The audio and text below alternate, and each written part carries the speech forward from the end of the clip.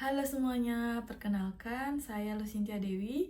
Pada kesempatan kali ini, saya akan membahas mengenai rangkuman materi pada sesi 6 kedisiplinan dan sesi 9 hubungan industrial. Pertama, kita akan membahas mengenai hakikat dan pengertian kedisiplinan. Disiplin bukan hanya tentang menaati aturan karena takut mendapatkan hukuman.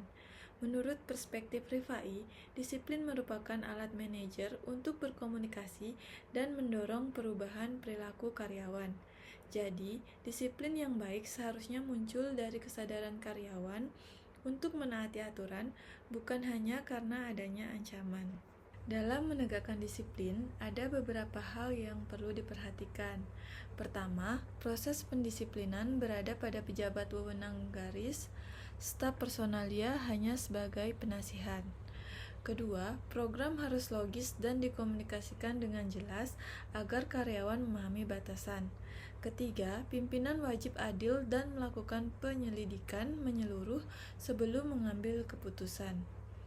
Dengan begitu, disiplin tidak diterapkan secara sembarangan atau pilih kasih. Tujuan utama disiplin adalah memastikan perilaku pegawai sesuai dengan aturan organisasi, sehingga hubungan kerja tetap harmonis dan target perusahaan dapat tercapai.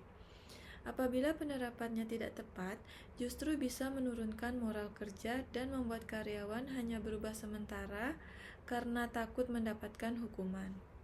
Untuk membuat disiplin efektif, perusahaan membutuhkan aturan yang jelas, pengawasan yang berkelanjutan, serta tindakan disipliner yang konsisten. Tindakan disiplin juga sebaiknya dilakukan secara pribadi, bersifat membangun dan edukatif, dilakukan oleh atasan langsung, serta tetap mempertimbangkan keadilan.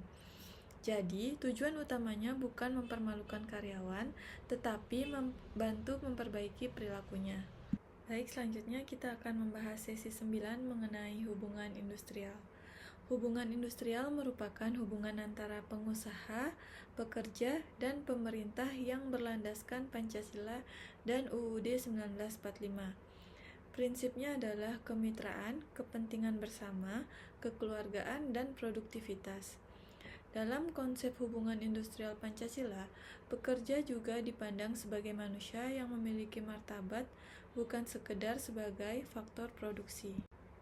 Untuk mendukung hubungan industrial terdapat berbagai sarana, seperti serikat pekerja, organisasi pengusaha, LKS bipartit, LKS tripartit, peraturan perusahaan, PKB, serta peraturan perundang-undangan. Pendekatan yang diutamakan adalah musyawarah dan mufakat, agar hubungan kerja tetap harmonis. Organisasi pekerja di Indonesia juga mengalami perkembangan, mulai dari era kolonial, Orde Baru, hingga era reformasi. Pada era reformasi, kebebasan berserikat semakin berkembang, sehingga saat ini terdapat lebih banyak organisasi dan serikat pekerja. Hal ini membuat hubungan industrial menjadi lebih dinamis, tetapi juga menimbulkan tantangan baru bagi manajemen. Dalam hubungan industrial, perselisihan dapat berupa perselisihan hak, kepentingan, PHK, maupun antar serikat pekerja. Penyelesaiannya dimulai melalui perundingan bipartit. Jika tidak berhasil, dapat dilanjutkan melalui mediasi atau konsiliasi. Dan pada tahap akhir, dapat dibawa ke pengadilan hubungan industrial. Di era multiserikat, manajemen perlu mampu menghadapi kompleksitas dan potensi konflik antar organisasi pekerja. Karena itu, penting untuk melakukan deteksi dini konflik, meningkatkan kemampuan negosiasi, serta melakukan pengelolaan SDM yang sesuai aturan untuk mengurangi resiko hukum. Sebagai penutup, dapat disimpulkan bahwa disiplin kerja dan hubungan industrial merupakan dua hal yang saling mendukung. Disiplin kerja yang diterapkan secara adil akan meningkatkan produktivitas, sedangkan hubungan industrial yang harmonis akan menciptakan kerjasama yang baik antara pekerja, pengusaha, dan pemerintah. Dengan begitu, tujuan organisasi akan tercapai secara efektif dan lingkungan kerja menjadi lebih kondusif. Terima kasih dan semoga bermanfaat. Sampai jumpa.